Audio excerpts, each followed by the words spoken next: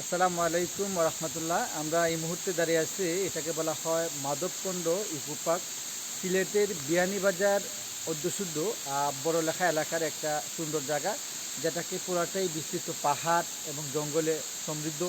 আর এখানে একটা নিদর্শন হচ্ছে প্রাকৃতিকভাবে ইন্ডিয়া থেকে পানিগুলো আমাদের বাংলাদেশে একটা ঝর্ণা আকারে নামে। এখানে বাংলাদেশের বিভিন্ন পর্যটকরা দেখতে আসে এবং ট্যুরিস্ট যারা আছে তারা এখানে দেখতে আসে একটাই উদ্দেশ্য, ঝর্ণাটা দেখার জন্য। আসলে আল্লাহ তাআলা দুনিয়াতে সব কিছু যে সৃষ্টি করছেন, আল্লাহ হাদিসে পাকে বলছেন বলে পুরা দুনিয়াকে তোমরা ভ্রমণ করো দেখার জন্য, সৌন্দর্য দেখার জন্য। এটা একটা সুন্দর স্থান, আমরা আসছি দেখার জন্য।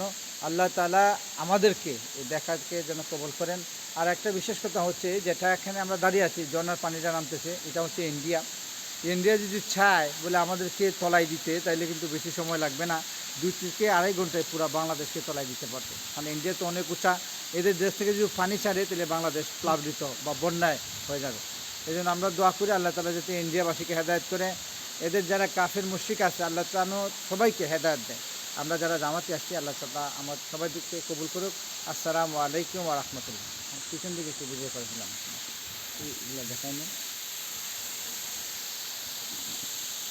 ওখানে ইন্ডিয়ার লোক আসে না? অফিসটা আসে না, এটাও তাদের জন্য সব।